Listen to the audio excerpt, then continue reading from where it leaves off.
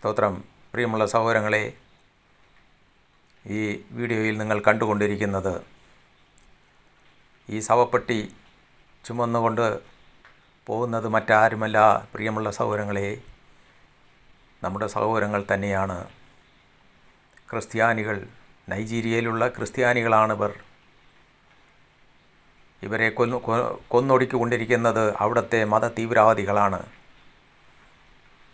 ഇസ്ലാമിക മത തീവ്രവാദികൾ. പ്രിയമുള്ളവരെ, എല്ലാവരും പ്രാർത്ഥിക്കുക. ഈ പാവപ്പെട്ട ജനങ്ങളെ രക്ഷിക്കുവാൻ വേണ്ടി ദൈവത്തോട് പ്രാർത്ഥിക്കുക. ഇത് കാണുമ്പോൾ നിങ്ങൾക്ക് മനസ്സിലാവും. ആ പെട്ടികളെ ഒന്ന് നോക്കുക. 6 മാസം, 10 മാസം, 1 വയസ്സ്, 2 വയസ്സ്, 5 വയസ്സ്, 10 വയസ്സ് ഇങ്ങനെയുള്ള കുഞ്ഞുങ്ങളെ പോലും അവർ വെറുതെ വിട്ടില്ല. യേശു ക്രിസ്തുവിനെ തള്ളി പറയാനാണ് പറയുന്നത്. യേശു ക്രിസ്തുവിനെ തള്ളി പറഞ്ഞുകൊണ്ട് അവരുടെ മതത്തിൽ ചേരുവാൻ പറയുന്നു. ചേരാത്തത് കൊണ്ടാണ് അവർ കൊല്ലുന്നത്. പ്രിയമുള്ളവരെ, കർത്താവായ യേശു ക്രിസ്തുവിന് വേണ്ടി സ്വന്തം ജീവനെ പോലും അവർ ദാനം ചെയ്യുന്നു. എന്തു വന്നാലും ശരി, കർത്താവായ യേശു ക്രിസ്തുവിൻ്റെ നാമത്തിൽ ഞങ്ങളെ ജീവനെ തന്നെ കൊടുക്കുമെന്ന് പറഞ്ഞുകൊണ്ട് അവർ തങ്ങളുടെ ജീവനെ ബലിയർപ്പിക്കുകയാണ്. അവിടെ ഈ പിഞ്ചു കുഞ്ഞുങ്ങൾ ഈ ഭൂമിയിൽ പ്രത്യാശയോടുകൂടെ ജനിച്ച കുഞ്ഞുങ്ങളാണ്. Actually, from different incidences, of course, just 2 months ago, we had an incident wherein more than 27 Christians were slaughtered just 15 miles west of Jos, the capital of Plateau State. And of course, that population included 11 children below the ages of 7, including a 2-month-old. The last time we had an interview regarding that particular incident, I reported that there was a 3-year-old that was killed. But no, that wasn't the youngest of the victims. There was a 3-month-old, there was a 2-month-old, there was an 8-month-old, there was a 1-year-old, there were 2 years old. Actually, the oldest actually of the 11 children that comprised or that made up the 27 death toll, the 27 victims were below the ages of 7. And like you said, the Nigerian government is trying really hard, is struggling, I would say, to deny what has been happening. But what they cannot deny is the reality, the facts, the evidences, right? So you can deny that Christians are not being killed, but locations don't lie. The mass graves don't lie. Christians will not go and gather to bury empty caskets or to just wrap some substance, maybe wood or something, in white fabric just to put on the ground and just claim that is an instance of genocide. You cannot deny that. You cannot deny the fact that there are actually from different incidences. Of course, just 2 months ago, we had an incident wherein more than 27 Christians were slaughtered just 15 miles west of Jos, the capital of Plateau State. And of course, that population included 11 children below the ages of 7, including a 2-month-old. The last time we had an interview regarding that particular incident, I reported that there was a 3-year-old that was killed. But no, that wasn't the youngest of the victims. There was a 3-month-old, there was a 2-month-old, there was an 8-month-old, there was a 1-year-old, there were 2 years old. Actually, the oldest actually of the 11 children that comprised or that made up the 27 death toll, the 27 victims were below the ages of 7. And like you said, the Nigerian government is trying really hard, is struggling, I would say, to deny what has been happening. But what they cannot deny is the reality, the facts, the evidences, right? So you can deny that Christians are not being killed, but locations don't lie. The mass graves don't lie. Christians will not go and gather to bury empty caskets or to just wrap some substance, maybe wood or something, in white fabric just to put on the ground and just claim that is an instance of genocide. You cannot deny that. You cannot deny The fact that there are actually from different incidences. Of course, just 2 months ago, we had an incident wherein more than ഞങ്ങളെ കൊല്ലുമെങ്കിൽ കൊന്നോട്ടെ, എന്തു തന്നെ വന്നാലും ശരി, ഞങ്ങളെ കർത്താവിനെ ഞങ്ങൾ ഒരിക്കലും തള്ളി പറയത്തില്ല. പ്രിയമുള്ളവരെ, അത് കേൾക്കേണ്ട ഒരു വിഷയമാണ്, കേൾക്കേണ്ട കാര്യവുമാണ്. കർത്താവിൻ്റെ ദാസൻ എത്രമാത്രം വൈരാഗ്യത്തോടെ പറയുന്നു.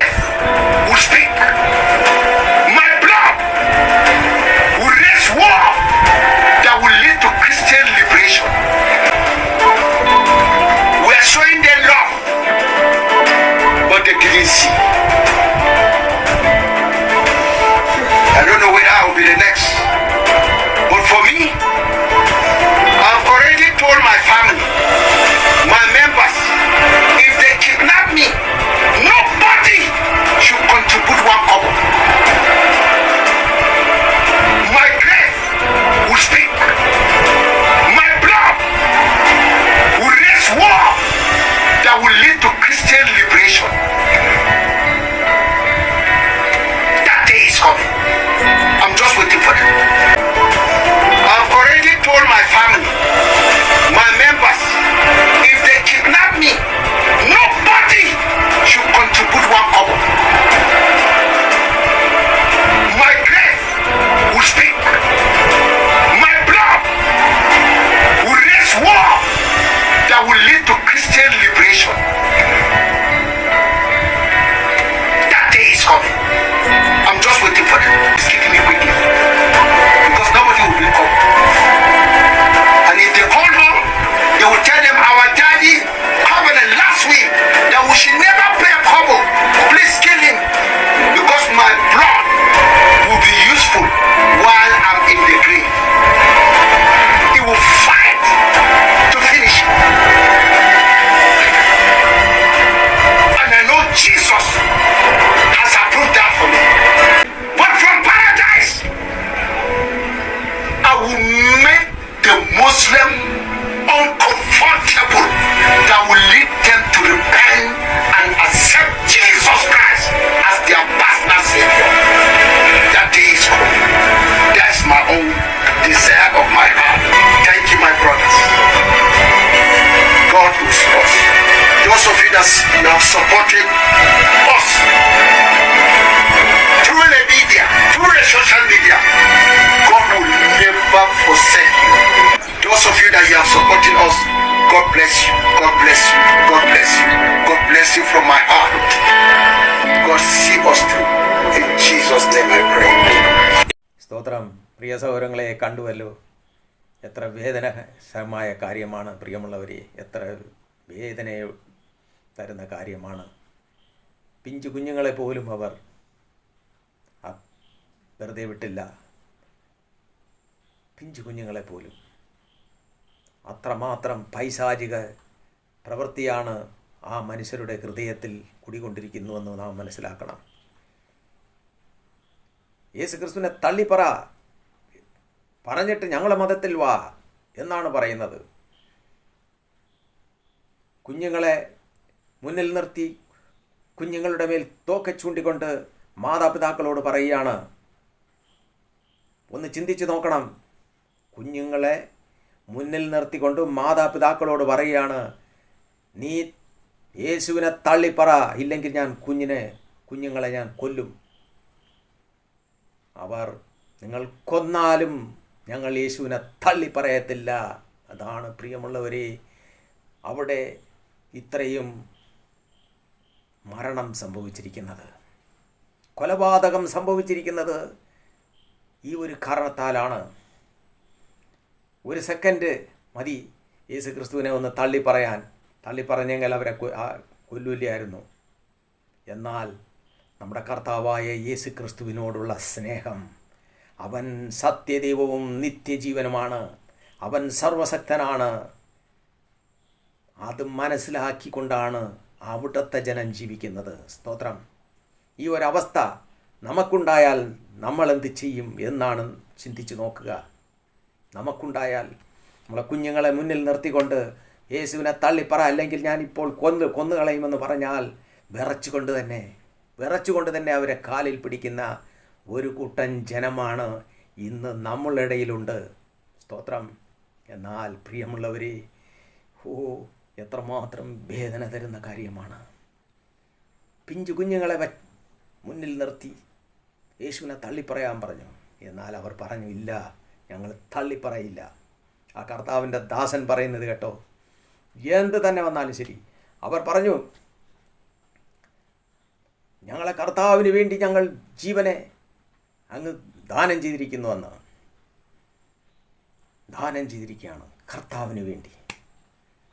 കാരണം അറിയാം, ഞങ്ങൾ മരിച്ചാലും എന്നേക്കും ജീവിച്ചിരിക്കുമെന്ന് അവർക്കറിയാം. കർത്താവിൻ്റെ വചനത്തിൽ അവർ വിശ്വസിക്കുന്നവരാണ്. യേശു ക്രിസ്തുവിൽ വിശ്വസിക്കുന്നവരാണ്. കർത്താവ് പറഞ്ഞു, ഞാൻ നിങ്ങളെ ഉയർപ്പിക്കും. അവർ മരിച്ചാലും എന്നേക്കും ജീവിച്ചിരിക്കും. അതവർക്കറിയാം. അന്ന് അപ്പോസ്തലന്മാർക്കറിയാമായിരുന്നു, പ്രവാചകന്മാർക്കറിയാമായിരുന്നു, പിതാക്കന്മാർക്കറിയാമായിരുന്നു. അതുകൊണ്ട് അവർ അനുസരണമുള്ളവരായി ജീവിച്ചു. അപ്പോസ്തലന്മാർ, അവർക്കറിയാമായിരുന്നു, ഞങ്ങൾ മരിച്ചാലും ഞങ്ങളെ ജീവിപ്പിക്കുന്നവനാണ് നമ്മുടെ കർത്താവായ യേശു ക്രിസ്തു എന്ന് അവർക്കറിയാമായിരുന്നു. സ്തോത്രം. അവൻ ഒരു നാൾ ഉയർപ്പിക്കുമെന്ന് അവർക്കറിയാം. അവനോടുകൂടെ വസിപ്പിക്കുമെന്നറിയാം. അവനോടുകൂടെ നിത്യകാലം ഈ ഭൂമിയിൽ ചിലപ്പോൾ 35 വയസ്സ്, 40 വയസ്സ്, 50 വയസ്സ് അങ്ങ് അവർ കൊന്നെന്ന് വെച്ചാൽ, ഇതാ മരണമില്ലാത്ത ഒരു ജീവിതം കർത്താവ് വച്ചിരിക്കുന്നു. സ്തോത്രം. എന്നും ജീവിക്കുന്ന, ക്രിസ്തുവിനോടുകൂടെ എന്നും ജീവിക്കുന്ന ഒരു ജീവിതമാണ് ക്രിസ്തു മുന്നിൽ വച്ചിരിക്കുന്നത്. അതിനാണ് അപ്പോസ്തലന്മാർ തങ്ങളുടെ ജീവനെ ചപ്പും ചവറുമായി അങ്ങ് ഏൽപ്പിച്ചത്. അതാണ് ഇവിടെ റോമാലേഖനത്തിൽ ഒരു വാക്യം അപ്പോസ്തലനായ പൗലോസ് ഇവിടെ ഓർമ്മപ്പെടുത്തിയിട്ടുണ്ട്. പരിശുദ്ധാത്മാവിൽ കൂടെ എഴുതിയിരിക്കുന്നത് 14-8 വാക്യം, ജീവിക്കുന്നുവെങ്കിൽ നാം കർത്താവിനായി ജീവിക്കുന്നു, മരിക്കുന്നുവെങ്കിൽ കർത്താവിനായി മരിക്കുന്നു. അതുകൊണ്ട് ജീവിക്കുന്നുവെങ്കിലും മരിക്കുന്നുവെങ്കിലും നാം കർത്താവിനുള്ളവർ തന്നെ. ഞാൻ ജീവിച്ചാലും ശരി, മരിച്ചാലും ശരി, ഞാൻ കർത്താവിനുള്ളവൻ. സ്തോത്രം. അവർ പറയാണ്, മരിച്ചവർക്കും ജീവിച്ചിരിക്കുന്നവർക്കും കർത്താവ് ആകേണ്ടതിനല്ലോ ക്രിസ്തു മരിക്കുകയും ഉയർക്കുകയും ചെയ്തത്. പ്രിയമുള്ളവരെ, അതുകൊണ്ട് മരിച്ചാലും ശരി, ജീവിച്ചിരുന്നാലും ശരി, ഞങ്ങൾ ക്രിസ്തുവിനുള്ളവരാണെന്ന് സ്തോത്രം സുവിശേഷത്തിൽ പരിശുദ്ധാത്മാവിൽ കൂടെ അപ്പോസ്തലനായ പൗലോസ് ഇവിടെ രേഖപ്പെടുത്തിയിരിക്കുന്നു. സ്തോത്രം. ഇത് തന്നെയാണ് വിശ്വാസം എന്ന് പറയുന്നത്. പ്രിയമുള്ളവരെ, നമ്മുടെ മുന്നിലും ക്രിസ്തുവിനെ തള്ളിപ്പറയാൻ ഏതെങ്കിലും ഒരു സാഹചര്യം വന്നുപെട്ടാൽ, പ്രിയമുള്ളവരെ, നമ്മുടെ ഹൃദയം എങ്ങനെയാണ് പ്രതികരിക്കുമെന്ന് നാം ഒന്ന് ചിന്തിച്ചു നോക്കുക. അവിടെ നിലനിൽക്കാൻ വേണ്ടിയാണ്, അവിടെ നിലനിന്ന് പൊരുതാൻ വേണ്ടിയാണ് ഒരു സഹായകനെ കർത്താവ് തരുമെന്ന് പറഞ്ഞത്. പരിശുദ്ധ ആത്മാവെന്ന സഹായകൻ. ആ പരിശുദ്ധാത്മാവെന്ന സഹായകൻ നമ്മളിലേക്ക് വന്നു കഴിഞ്ഞാൽ നമ്മൾ ശക്തി പ്രാപിക്കും, നമുക്ക് ധൈര്യം ലഭിക്കും, മരിക്കുന്നത് ലാഭമെന്ന് നമ്മൾ ചിന്തിക്കും. സ്തോത്രം. കൊല്ലുന്നെങ്കിൽ കൊന്നോ, എൻ്റെ കർത്താവ് ജീവിക്കുന്നു. സ്തോത്രം. അവൻ എന്നെ ഉയർപ്പിക്കും, അവനോടുകൂടെ വസിപ്പിക്കും.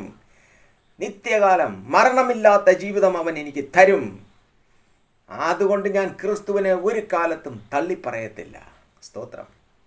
ഇത് തന്നെയാണ് പ്രിയമുള്ളവരെ അവിടെ സംഭവിച്ചിരിക്കുന്നത്. ഇത്രയും നൈജീരിയയിൽ ഇത്രയും കൊലപാതകം നടക്കുവാൻ കാരണം യേശു ക്രിസ്തുവിനെ അവർ തള്ളിപ്പറഞ്ഞില്ല. സ്തോത്രം. യേശു ക്രിസ്തുവിനെ അവർ തള്ളിപ്പറഞ്ഞില്ല. അത് തന്നെയാണ് അവിടെ ഇത്രയും മരണം സംഭവിച്ചത്. സ്തോത്രം. തോക്കിൻ്റെ മുനയിലാണ് ചോദിച്ചത്, തള്ളിപ്പറയുന്നോ, ഞങ്ങളുടെ മതത്തിൽ ചേരുന്നോ, ഇല്ലെങ്കിൽ ഞങ്ങൾ നിൻ്റെ കുഞ്ഞുങ്ങളെ കൊന്നോ, ഞങ്ങൾ തള്ളിപ്പറയത്തില്ല. ആബ്രഹാം പിതാവിനോട് പറഞ്ഞതുപോലെയാണ്, കൊണ്ടുപോ, ഈസാക്കിനെ ബലിയർപ്പിക്കുക. ആബ്രഹാം പിതാവിനെ അറിയാമായിരുന്നു, എൻ്റെ കർത്താവ് വാഗ്ദത്തത്തിൽ വിശ്വസ്തനാണ്. വാഗ്ദത്തത്തിൽ വിശ്വസ്തനാണ്. പ്രിയമുള്ളവരെ, അത് തന്നെയാണ് വിശ്വാസം എന്ന് പറയുന്നത്. നമ്മുടെ കർത്താവിലുള്ള വിശ്വാസം. അവൻ വീണ്ടും വരാനിരിക്കുന്നു. വേഗം വരും, വേഗം വരും. വരാനുള്ള സമയം അടുത്തുകൊണ്ടിരിക്കുന്നു. പ്രിയമുള്ളവരെ, ഞാൻ ഈ സുവിശേഷ ചാനൽ തുടങ്ങിയപ്പോൾ തന്നെ എൻ്റെ കർത്താവിനെ എനിക്ക് ഓർമ്മപ്പെടുത്തി, എന്നെ നിർബന്ധിപ്പിച്ച് ഈ സുവിശേഷം പറയാൻ വെച്ചതാണ്. സ്തോത്രം. ഞാൻ നിങ്ങളോട് പറയുകയാണ്, സുവിശേഷം പറയാൻ വെച്ചതാണ്. അന്ധവിശ്വാസത്തിൽ കഴിയുന്ന ഒരു കൂട്ടം ജനം രക്ഷിക്കപ്പെടണം. ഞാനവിടെ കർശനമായി ശാസിച്ചുകൊണ്ടൊക്കെ സുവിശേഷം പറഞ്ഞിട്ടുണ്ട്. ആർക്കും അത് ഇഷ്ടപ്പെടത്തില്ല. നിങ്ങളത് കേട്ടു നോക്കുക. പരിശുദ്ധാത്മാവിൻ്റെ ആ പ്രവൃത്തി അവിടെ എങ്ങനെ നടന്നിരിക്കുന്നുവെന്ന് നിങ്ങൾക്ക് മനസ്സിലാക്കുവാൻ സാധിക്കും. യേശുക്രിസ്തുവിലുള്ള വിശ്വാസത്തിൽ, അന്ധകാരത്തിൽ കഴിയുന്ന, അന്യവിശ്വാസത്തിൽ കഴിയുന്ന ഈ ഇരുട്ടിൽ ജനത്തെ കൊണ്ടുപോകുന്ന പുരോഹിതന്മാർക്കെതിരെ, കന്യാസ്ത്രീമാർക്കെതിരെ പരിശുദ്ധാത്മാവിൻ്റെ ആ പ്രവൃത്തി നിങ്ങൾക്കത് മനസ്സിലാക്കുവാൻ സാധിക്കും. നിങ്ങൾ കേട്ടു നോക്കുക. പ്രിയമുള്ളവരെ, ഇതാ ഞാൻ ഈ ചാനൽ തുടങ്ങിയിട്ട് 4 മാസമായി. 4 മാസം ദൈവം അവിടെ പ്രവർത്തിച്ചു.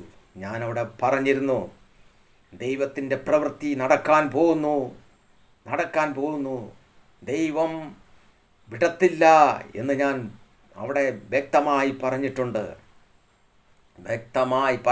പരിശുദ്ധാത്മാവ് അവിടെ വ്യക്തമായി പറഞ്ഞിട്ടുണ്ട്. സ്തോത്രം. ഇനിയും മാനസാന്തരപ്പെടാത്തവർ വലിയ ശിക്ഷ അനുഭവിക്കും. വത്തിക്കാനിൽ പോപ്പിനെ തന്നെ ദൈവം ഇതാ പിടിച്ചിരിക്കുകയാണ്. പോപ്പിൽ കൂടെ തന്നെ ഇതാ പുറത്തു വന്നിരിക്കുന്നു. മറിയഭക്തി തെറ്റാണ്. നമ്മുടെ കർത്താവായ യേശു ക്രിസ്തു മാത്രമാണ് രക്ഷകൻ. അവൻ സർവരക്ഷകനാണ്. മധ്യസ്ഥനും അവൻ തന്നെയാണ് എന്ന് പറഞ്ഞുകൊണ്ട് നമ്മുടെ കർത്താവായ യേശു ക്രിസ്തുവിൻ്റെ പ്രവൃത്തിയെ മനസ്സിലാക്കിക്കൊണ്ട് ആ പോപ്പ് വിളിച്ച് പറയുകയാണ്. സ്തോത്രം. പുരോഹിതൻ്റെ ഹെഡ്, അതായത് വത്തിക്കാനിലുള്ള ഹെഡ് പറഞ്ഞു, മറിയയ്ക്ക് ഒരു സ്ഥാനമില്ല ഇവിടെ. മറിയ നമ്മളെപ്പോലെ ജനിച്ച ഒരു വ്യക്തിയാണ്. ദൈവത്തിൻ്റെ അമ്മയായി നമ്മൾ ഒരിക്കലും പറയാൻ പാടില്ല. ദൈവത്തിൻ്റെ സ്ഥാനം കൊടുക്കാൻ പറ്റത്തില്ല എന്ന ധൈര്യത്തോടുകൂടെ പറഞ്ഞിരിക്കുകയാണ്. ഇതാണ് ദൈവപ്രവൃത്തി. സ്തോത്രം. ഇത് കേട്ടും മാനസാന്തരപ്പെടാത്തവർ വലിയ ശിക്ഷയിൽ പോകുമെന്ന് ഞാൻ വീണ്ടും ഈ സുവിശേഷത്തിൽ കൂടെ ഞാൻ നിങ്ങൾക്കത് ഓർമ്മപ്പെടുത്തുന്നു. പ്രിയമുള്ളവരെ, ഇത് കേൾക്കുന്നവർ ആ വിശ്വാസത്തിൽപ്പെട്ടവരാണെങ്കിൽ മനസ്സിൽ, ചിന്തയിൽ കുറിച്ചു വെച്ചുകൊള്ളുക. പരിശുദ്ധാത്മാവ് പറയുന്നു, കുറിച്ചു വെച്ചുകൊള്ളുക. നിങ്ങൾ ആ വിശ്വാസം വിട്ട് മാറുന്നില്ല എങ്കിൽ വലിയ ശിക്ഷ അനുഭവിക്കും. വലിയ ശിക്ഷ. ഇതും കർത്താവ് തന്നിരിക്കുന്ന ഒരു അവസരമാണ്. വത്തിക്കാൻ പോപ്പിൽ കൂടെ തന്നെ നിങ്ങൾക്കത് പറഞ്ഞു തന്നിരിക്കുകയാണ്. നിങ്ങൾ ക്രിസ്തുവിന് കൊടുക്കേണ്ട മഹത്വം ക്രിസ്തുവിനും മാത്രമേ കൊടുക്കാവൂ. ക്രിസ്തുവിനെ നിങ്ങൾ പങ്കുവയ്ക്കരുത്. മറ്റാർക്കും അവൻ്റെ മഹത്വത്തെ എടുത്ത് കൊടുക്കരുത്. സ്തോത്രം. ദൈവത്തിന് കൊടുക്കേണ്ട മഹത്വം ദൈവത്തിന് മാത്രം, മറ്റാർക്കും കൊടുക്കാൻ പാടില്ല. സ്തോത്രം. മറ്റാർക്കും കൊടുക്കാൻ പാടില്ല. പ്രിയമുള്ളവരെ, ദൈവത്തിനും മനുഷ്യർക്കും മധ്യസ്ഥൻ യേശുക്രിസ്തു മാത്രമാണ്. മറിയയല്ല.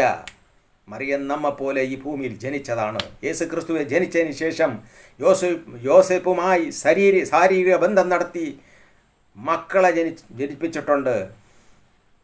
5-6 മക്കളുണ്ട്. സ്തോത്രം. കന്യക എന്നും ഇതാ ഞാൻ ഒരു വീഡിയോ ക്ലിപ്പ് നിങ്ങൾക്ക് ഞാൻ കേൾപ്പിക്കാം. സഭയിലെ പുരോഹിതൻ പറഞ്ഞു തരുന്നു. അതിനെയെങ്കിലും കേട്ട് നിങ്ങൾ മാനസാന്തരപ്പെട്ടുകൊള്ളുക. സ്തോത്രം. പരിശുദ്ധാത്മാവ് എവിടെയെല്ലാം പ്രവർത്തിക്കുന്നു നിങ്ങൾക്ക് മനസ്സിലാക്കുവാൻ സാധിക്കും. പ്രിയമുള്ളവരെ, എല്ലാവരും രക്ഷിക്കപ്പെടണമെന്ന് നമ്മുടെ കർത്താവ് ആഗ്രഹിക്കുന്നു. ഇനി ഒരേ ഒരു കാര്യമുണ്ട്. സഭയിലുള്ള വിഗ്രഹങ്ങളെ ഉടച്ചു കളയണം. ജനത്തിൻ്റെ കണ്ണ് തുറക്കണം. ജനം ഇരുട്ടിൽ നിന്ന് രക്ഷിക്കപ്പെടണം. ജനം ഇരുട്ടിൽ നിന്ന് വെളിച്ചത്തിലേക്ക് വരണം. സഭയിൽ സ്ഥാപിച്ചിരിക്കുന്ന യേശുക്രിസ്തുവിൻ്റെ പേരിൽ സ്ഥാപിച്ചിരിക്കുന്നതും മറിയയുടെ പേരിൽ സ്ഥാപിച്ചിരിക്കുന്നതും അപ്പോസ്തലന്മാരുടെ പേരിൽ സ്ഥാപിച്ചിരിക്കുന്നതുമായ സകല വിഗ്രഹങ്ങളെയും ഇടിച്ച് അവർ കളയണം. അതിന് അവർ തയ്യാറാകണം. സ്തോത്രം. അതിനു വേണ്ടി പ്രാർത്ഥിക്കുക. സ്തോത്രം. അതിനു വേണ്ടി പ്രാർത്ഥിക്കുക. പ്രിയമുള്ള സഹോദരങ്ങളെ, അതിനു വേണ്ടി പ്രാർത്ഥിക്കുക. ദൈവത്തിൻ്റെ സ്നേഹത്തിൽ എല്ലാവരും അലിയുക. വചനത്തിൽ അടിയുറച്ച് നിൽക്കുക. സ്തോത്രം. വചനത്തിൽ അടിയുറച്ച് നിൽക്കുക. പ്രിയമുള്ളവരെ, നമ്മുടെ കർത്താവ് സ്നേഹമുള്ളവനാണ്. നമ്മൾ ചെയ്യാൻ പാടില്ലാത്ത കാര്യങ്ങൾ ചെയ്യുമ്പോഴാണ് ഉപദ്രവത്തിനും അടിമയായിക്കൊണ്ടിരിക്കുന്നത്. ഉപദ്രവം, രോഗം, ദുഃഖം, ദുരിതത്തിനൊക്കെ അടിമയായിക്കൊണ്ടിരിക്കുന്നത്. ഇല്ല എങ്കിൽ നമ്മുടെ കർത്താവായ യേശുക്രിസ്തു കോഴി തൻ്റെ കുഞ്ഞുങ്ങളെ ചിറകടിയിൽ മറയ്ക്കുന്നത് പോലെ ഞാൻ നിന്നെ മറയ്ക്കുവാൻ ആഗ്രഹിക്കുന്നു എന്ന് പറഞ്ഞിരിക്കുകയാണ്. കോഴിയുടെ ചിറകിൽ കോഴിക്കുഞ്ഞിനെ എങ്ങനെ ദുഷ്ടൻ്റെ കയ്യിൽ വിട്ടുകൊടുക്കാതെ, പരുന്തിനും കാക്കയ്ക്ക് കൊടുക്കാതെ സൂക്ഷിക്കുമോ, അതുപോലെ ഞാൻ നിങ്ങളെ സൂക്ഷിക്കും എന്നാണ് പറഞ്ഞത്. നിങ്ങൾക്കറിയാം, കോഴിയുടെ കുഞ്ച് വളരുമ്പോൾ ചിറകിൻ്റെ അടിയിൽ ഇരിക്കേണ്ട ആ കുഞ്ച് അമ്മ കോഴിയെ അങ്ങ് തള്ളിയിട്ട് പുറത്തു പോവും. കാക്കയോ പരുന്തോ എടുത്തുകൊണ്ട് പോവും. ഇത് തന്നെയാണ് അവസ്ഥ മനുഷ്യൻ്റെ. കർത്താവിൻ്റെ ചിറകിനടിയിൽ മറഞ്ഞ് നിൽക്കുവാനാണ് കർത്താവ് പറയുന്നത്. അല്ലാതെ വിഗ്രഹത്തിൻ്റെ മുന്നിലും മറ്റുള്ളിടത്തിൽ നിന്നും മുട്ടുമടക്കി കാണുന്ന ചത്തവരോടൊക്കെ വിളിച്ച് പ്രാർത്ഥിച്ച് ദുഷ്ടാത്മാവിനെയും ഭൂതങ്ങളെയും നിങ്ങൾ ആരാധിച്ചുകൊണ്ട് നടന്നാൽ ദൈവത്തിൻ്റെ സംരക്ഷണം കിട്ടത്തില്ല. എപ്പോൾ എങ്ങനെ എന്ന് പറയാനും പറ്റത്തില്ല മനുഷ്യൻ്റെ ജീവിതം. സ്തോത്രം. പ്രിയമുള്ളവരെ, അതുകൊണ്ട് എല്ലാവരും ദൈവത്തിൻ്റെ സ്നേഹത്തിൽ അലിഞ്ഞ് ജീവിക്കുക. ഈ കുഞ്ഞു കോഴി ചിറകിൽ നിന്ന് പുറത്തു പോകുന്നത് എന്തെന്നറിയാമോ? ദൂരെ എന്തെങ്കിലും കാണും, അതിനെ ഒന്ന് എടുക്കാനാണ്. മനുഷ്യൻ ഇന്ന് ദൈവത്തിൻ്റെ സന്നിധാനത്തിൽ നിന്നും അകന്നു പോകുന്നതും അതുപോലെ തന്നെയാണ്. അവൻ വലിയ എന്തോ മുന്നിൽ കണ്ടുകൊണ്ടാണ് അവൻ ചാടിപ്പോകുന്നത്. എന്നാൽ അവിടെ അപകടം അവനായി പതിയിരിക്കുന്നുവെന്ന് അവൻ അറിയുന്നില്ല. സാത്താൻ്റെ കെണി അവിടെ ഇരിക്കുന്നെന്ന് അവൻ അറിയുന്നില്ല. പ്രിയമുള്ളവരെ, അതുകൊണ്ട് എന്നെ കേൾക്കുന്ന, കർത്താവിൻ്റെ വചനം കേൾക്കുന്ന എൻ്റെ പ്രിയമുള്ള സഹോദരങ്ങളെ, എല്ലാവരും കർത്താവായ യേശുക്രിസ്തുവിൻ്റെ കൃപയിൽ അലിഞ്ഞ് ജീവിക്കുവാൻ ദൈവം നിങ്ങളെ സഹായിക്കട്ടെ എന്ന് ഞാൻ പ്രാർത്ഥിക്കുന്നു. സ്തോത്രം. ഇതൊന്ന് കേൾക്കുക. കുറിച്ച് പഠിപ്പിക്കുന്ന 4 വിശ്വാസത്യങ്ങൾ AD 431 മാതാവ് ദൈവത്തിൻ്റെ അമ്മയാണെന്ന് സഭ പഠിപ്പിച്ചു. പിന്നീട് 649 മാതാവ് നിത്യം കന്യകയാണെന്ന് പഠിപ്പിച്ചു. പിന്നെ 1854 മാതാവ് അമലോത്ഭവയാണെന്ന് പഠിപ്പിച്ചു. 1950 മാതാവ് സ്വർഗാരോപിതയാണെന്ന് പഠിപ്പിച്ചു. അപ്പം അത് 1950 നവംബർ 1-ാം തീയതിയാണ് മുനിഫിച്ചെന്തിസിമുസ് ദേവൂസ് എന്ന ഡോക്യുമെന്റ് വഴി മാതാവ് സ്വർഗാരോപിതയാണെന്നുള്ള ആ സത്യം സഭയെ പഠിപ്പിച്ചത്. അതിന് 75 വർഷം പൂർത്തിയായി. അപ്പം അതിനോടനുബന്ധിച്ച് ഇങ്ങനെ സഭയിൽ ഇങ്ങനെയുള്ള പഠനം ഇങ്ങനെ നടന്നുകൊണ്ടിരിക്കുകയായിരുന്നു. ഇപ്പം ഫ്രാൻസിസ് പാപ്പയുടെ കാലഘട്ടത്തിൽ പറഞ്ഞു, മാതാവ് സഹരക്ഷകയല്ല. മാതാവ് സഹരക്ഷക എന്ന് പറഞ്ഞു കഴിഞ്ഞാൽ നമുക്കൊരു തെറ്റുപറ്റും. യേശു ഏകരക്ഷകൻ എന്ന ആ കാര്യത്തിന് തെറ്റുപറ്റും. അതുകൊണ്ട് മാതാവിന് ആവശ്യമില്ലാത്ത അവദാനങ്ങൾ ചാർത്തിക്കൊടുക്കരുത് എന്ന് ഇന്നലെ ലയോ 14 പാപ്പ കത്തോലിക്ക സഭയോട് പറഞ്ഞു. പലരും അത് തെറ്റിദ്ധരിച്ചിട്ടുണ്ട്. അതുപോലെ തന്നെ മറ്റൊരു പ്രയോഗം, മാതാവ് സകല കൃപകളുടെയും മധ്യസ്ഥയാണ് എന്ന പ്രയോഗം. ഇങ്ങനെ മധ്യസ്ഥ എന്ന് പറയുമ്പോൾ ചിലപ്പോൾ തെറ്റിദ്ധരിക്കാൻ സാധ്യതയുണ്ട്. ഒരുപക്ഷെ നിങ്ങൾക്കറിയാവോ എന്നറിയില്ല, കത്തോലിക്ക സഭയിൽ ദൈവത്തിന് കൊടുക്കുന്നത് ആരാധനയാണ്, വർഷിപ്പ്. അതിന് ലാറ്റിൻ വാക്ക് പറയുന്ന ലാട്രിയ എന്നാണ്. ലാട്രിയ നിങ്ങൾ ഗൂഗിളിൽ അടിച്ചു നോക്കിയാൽ കാണും. LATRIA, latria. ലാട്രിയ ദൈവത്തിന് കൊടുക്കുന്നത് ലാട്രിയ ആണ്. ഇനി മാതാവിന് കൊടുക്കുന്നത് വെനറേഷനാണ്. അതിന് പറയുന്നത് വിശുദ്ധരിൽ ഏറ്റവും കൂടുതൽ വണക്കം കൊടുക്കുന്നത് മാതാവിനാണ്. അതുകൊണ്ട് അതിവണക്കം എന്ന് മലയാളത്തിൽ പറയും. ലാറ്റിനിൽ ഹൈപ്പർ ധൂളിയ. ധൂളിയ എന്നുള്ള വാക്യം DULIA, ധൂളിയ, ഹൈപ്പർ ധൂളിയ. യൗസേപ്പ് പിതാവിന് ഫ്രാൻസിസ് പാപ്പ തന്നെ പഠിപ്പിച്ചു, ആദ്യ വണക്കം യൗസേപ്പ് പിതാവിനും കൊടുക്കണം. അത് പ്രോട്ടോധൂളിയ. മറ്റു വിശുദ്ധർക്ക് വെറും ധൂളിയ എന്നുള്ള വാക്ക് മാത്രം. അപ്പോൾ ചില ഇടങ്ങളിലൊക്കെ വിശുദ്ധർക്ക് ഇങ്ങനെ കുറെ പ്രാധാന്യം കൊടുക്കുന്നു. ദൈവത്തിന് കൊടുക്കേണ്ട ആട്രിബ്യൂട്ട് എടുത്തിട്ട് അത്ഭുത പ്രവർത്തകൻ, അസാധ്യ കാര്യങ്ങളുടെ മധ്യസ്ഥൻ എന്നൊക്കെ പറഞ്ഞ് ദൈവത്തിന്റെ ചേരുവകകൾ എടുത്ത് വിശുദ്ധർക്ക് കൊടുക്കുന്നു. വിശുദ്ധര് ദൈവമല്ലല്ലോ, മാതാവ് ദൈവമല്ല. അപ്പൊ അതാണ് മാതാവിനെ ദൈവത്തെ പോലെ ആക്കുന്ന ഒരു രീതി സഭയിൽ കണ്ടു തുടങ്ങി. അതുകൊണ്ടാണ് ഇപ്പോ ലയോ 14 പാപ്പ അടിവരയിട്ട് പറഞ്ഞു DDF, അത് ഡെക്കാസ്റ്ററി for the doctrine of the faith. അതിലൂടെ ഈ ഒരു തിരുവെഴുത്ത് അത് സഭയുടെ ഡോക്ട്രിൻ ക്രിസ്റ്റോളജിയുമായിട്ട് ബന്ധപ്പെട്ട ഒരു കാര്യമാണ്. അപ്പൊ പലർക്കും അത് മനസ്സിലായി. ഇന്നലെ ഒരാൾ ഓടി വന്നിട്ട് പറയാണ്, അച്ഛാ ഇതെന്താണ്, എൻ്റെ മാതാവിൻ്റെ മധ്യസ്ഥയാണ്, അയ്യോ ഇതൊക്കെ കേൾക്കും എനിക്കാകെ ഇത് സങ്കടമായി, മാതാവ് മധ്യസ്ഥയല്ലേ എന്നൊക്കെ പറഞ്ഞു. അപ്പോൾ ഇത് യഥാർത്ഥത്തിൽ ദൈവത്തിനും മനുഷ്യർക്കുള്ള ഏക മധ്യസ്ഥൻ യേശുക്രിസ്തുവാണ്. നമുക്ക് വേണ്ടി, പാപികൾക്ക് വേണ്ടി മരിച്ചത് യേശുക്രിസ്തുവാണ്. ഇനി മാതാവ് സഹരക്ഷക എന്ന് പറഞ്ഞു കഴിഞ്ഞാൽ, സിമ്പിളായിട്ട് പറഞ്ഞു കഴിഞ്ഞാൽ 90% ഈശോയ്ക്ക് 10% മാതാവിനോ? അത് ശരിയാകില്ല. മാതാവ് പോലും അത് ആഗ്രഹിക്കുന്നില്ല. മാതാവ് സഹരക്ഷക എന്ന് പറഞ്ഞു കഴിഞ്ഞാൽ 10% മാതാവിന് കൊടുക്കേണ്ടി വരും. അങ്ങനെയല്ല. മാതാവല്ല നമുക്ക് വേണ്ടി കുരിശിൽ മരിച്ചത്, യേശുക്രിസ്തുവാണ് കുരിശിൽ മരിച്ചത്. അതുകൊണ്ട് യേശുക്രിസ്തു വഴിയാണ് നമുക്ക് രക്ഷ. ഇത് നമ്മൾ ഏറ്റുപറയണം. ഇത് മാതാവ് ഏറ്റുപറഞ്ഞിട്ടുണ്ട് കുരിശിൻ ചുവട്ടിൽ നിന്നുകൊണ്ട്. അതുകൊണ്ടാണ് മാതാവിനെ ഇങ്ങനെ ഉയർത്തിയത്. പ്രിയ ദൈവ പൈതലേ, നീയും നിന്റെ കുർബാനർപ്പണം വഴി, കുർബാന സ്വീകരണം വഴി, കുംഭസാരം വഴി ആകാശത്തിൻ കീഴെ മനുഷ്യരക്ഷയ്ക്ക് വേണ്ടി മറ്റൊരു നാമവും നൽകപ്പെട്ടിട്ടില്ല എന്ന് നീ പറയണം, നീ പ്രഘോഷിക്കണം. നിനക്ക് ഇത് ഏറ്റുപറയാൻ വേറൊരു ചാൻസ് ഇല്ല. കുർബാന അർപ്പണം, കുർബാന സ്വീകരണം, കുംഭസാരം ഇതുവഴിയല്ലാതെ നിനക്ക്, പ്രിയ ദൈവ പൈതലേ, നിനക്ക് സുവിശേഷ പ്രഘോഷണം ആളുകളുടെ മുമ്പിൽ പോയി പറയാൻ സാധിക്കുമോ? കൃത്യമായിട്ട് മരിയോളജി, ക്രിസ്റ്റോളജി എന്താണെന്ന് പഠിക്കാതെ എങ്ങനെ നിനക്ക് മനസ്സിലാവും? അതിന്റെ അടിസ്ഥാനമില്ലാതെ നിനക്ക് പറയാൻ പറ്റുകയില്ല. പക്ഷെ നിനക്ക് കുർബാന അർപ്പണത്തിലൂടെ, കുംഭസാരത്തിലൂടെ, കുർബാന സ്വീകരണത്തിലൂടെ നിനക്ക് നിന്റെ ജീവിതം കൊണ്ട് പ്രഘോഷിക്കാൻ സാധിക്കും, യേശുക്രിസ്തു ഏക രക്ഷകനാണ്.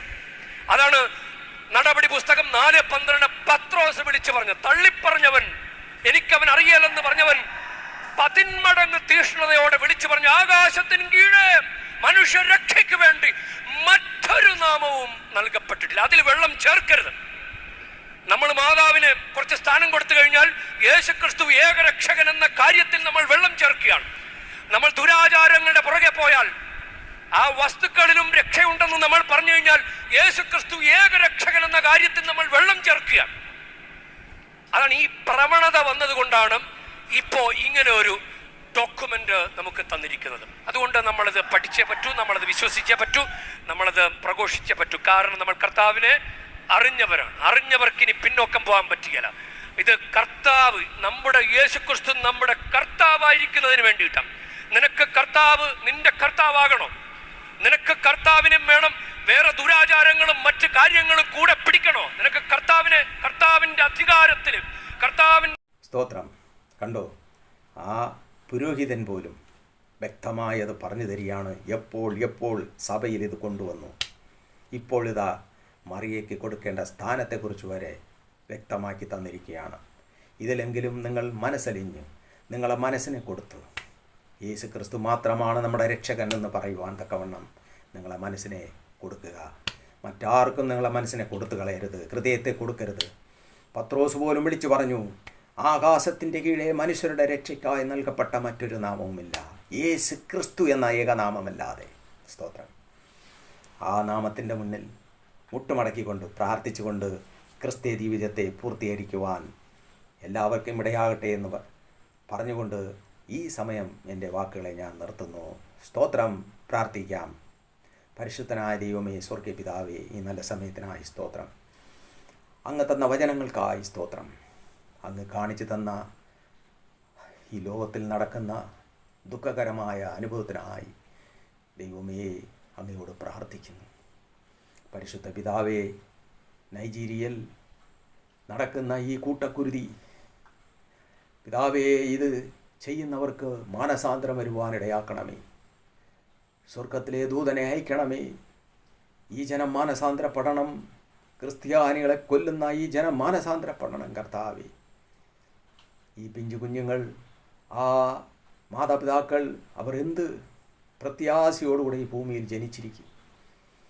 നാളെ നമുക്കിന്നത് ചെയ്യാം, എൻ്റെ കുഞ്ഞിനിങ്ങനെയാകും, എൻ്റെ കുഞ്ഞ് നാളെ ഇങ്ങനെ വരണം എന്നൊക്കെ പ്രത്യാശയോടുകൂടെ ജീവിച്ച മക്കളാണല്ലോ കർത്താവേ. ആ മക്കളെല്ലാം ഇന്ന് മണ്ണിൻ്റെ അടിയിൽ പോയിരിക്കുകയാണ്. ഞങ്ങളറിയുന്നു കർത്താവേ, അങ്ങ് ഒരു നാൾ അവരെ ഉയർപ്പിക്കും. സ്തോത്രം.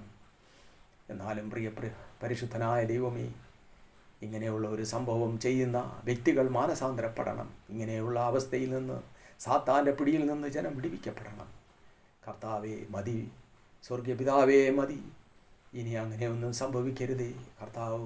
അവിടെ പ്രവർത്തിക്കണമേ, ദൂതനെ അയക്കണമേ, ദൂതനെ അയക്കണമേ എന്ന് എൻ്റെ ദൈവത്തോട് പ്രാർത്ഥിക്കുന്നു. അങ്ങയുടെ കരങ്ങളിൽ ഏൽപ്പിക്കുന്നു കർത്താവേ. ഈ സുവിശേഷം കേട്ട എല്ലാ മക്കളും വിശുദ്ധിയോടും ഭക്തിയോടും ജീവിക്കുവാൻ, എല്ലാ വിഗ്രഹാരാധനയിൽ നിന്ന് വേർപെട്ട്, മരിച്ചവരോടും മൗനതയിലായവരോടും പ്രാർത്ഥിക്കുന്നതിൽ നിന്ന് വേർപെട്ട്, ഏകസത്യ ദൈവമായ കർത്താവിനെ മാത്രം ആരാധിക്കുവാൻ തക്കവണ്ണം കൃപ നൽകണമേ എന്ന് പ്രാർത്ഥിക്കുന്നു. കർത്താവിൻ്റെ കരങ്ങളിൽ ഏൽപ്പിക്കുന്നു. പരിശുദ്ധാത്മാവേ, അങ്ങ് പ്രവർത്തിക്കണമേ. കർത്താവെ അങ്ങയുടെ കരങ്ങളിൽ ഏൽപ്പിക്കുന്നു. ഞങ്ങളെപ്പോഴും ക്രിസ്തുവിൻ്റെ നല്ല സാക്ഷികളായി ജീവിക്കുവാൻ പിതാവേ ഞങ്ങൾക്ക് കൃപ നൽകണമേ എന്ന് പ്രാർത്ഥിക്കുന്നു. എല്ലാ മഹത്വവും മാനവും പൂഴ്ചയും സ്തോത്രം അങ്ങേക്കുള്ളതാണ്. യേശു ക്രിസ്തുവിൻ്റെ നാമത്തിൽ പ്രാർത്ഥിക്കുന്നു. കേൾക്കണമേ എൻ്റെ സ്വർഗീയ പിതാവേ. ആമേൻ. സ്തോത്രം, സ്തോത്രം. പ്രിയ സഹോദരങ്ങളെ, ഞാൻ ഈ ചാനൽ കർത്താവിൻ്റെ ആ വെളിപ്പാടിലാണ് ഞാൻ തുടങ്ങിയത്. ഞാൻ അതുകൊണ്ടാണ് ഇതിൽ കൂടുതൽ ഞാൻ ആരെയും നിർബന്ധിക്കാത്തത്. നിങ്ങൾ സബ്സ്ക്രൈബ് ചെയ്ത് സഹായിക്കുക എന്ന് ഞാൻ പറയാറുണ്ട്. എന്നാൽ അനേകർ ഇതിൽ കേൾക്കണമെന്ന് പരിശുദ്ധാത്മാവ് ആഗ്രഹിക്കുന്നതാണ്. ഞാൻ ഒരുപാട് സുവിശേഷ ഭാഗങ്ങളൊക്കെ ഞാൻ ഇതിൽ കേട്ടുകൊണ്ടിരിക്കുന്നതും തന്നെയാണ്. ഒരുപാട് കാര്യങ്ങൾ ഞാനിവിടെ കാണുന്നുമുണ്ട്.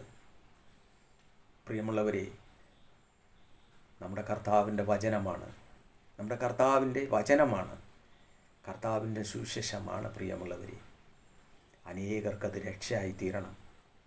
അതുകൊണ്ട് പ്രിയമുള്ള സഹോദരങ്ങളെ, ഞാൻ ഒരിക്കലും നിങ്ങളുടെ അടുത്ത് പറയില്ല ലൈക്ക് ചെയ്യുക എന്ന്. ഞാൻ പറയത്തില്ല. കാരണം ദൈവത്തിൻ്റെ വചനമാണ്, ജീവിക്കുന്ന ദൈവത്തിൻ്റെ വചനമാണ്. പ്രിയമുള്ളവരെ, കർത്താവിൻ്റെ സുവിശേഷമാണ്. അത് നമ്മൾ ലൈക്ക് ചെയ്യാൻ പറഞ്ഞിട്ട് ലൈക്ക് ചെയ്യുന്നത് അതൊരു ശരിയായ രീതിയല്ല.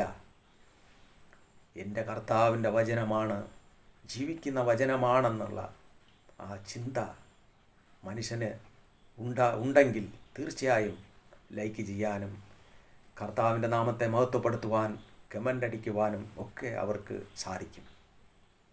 അതുകൊണ്ട് ഞാൻ നിങ്ങളെ നിർബന്ധിക്കത്തുമില്ല. സ്തോത്രം.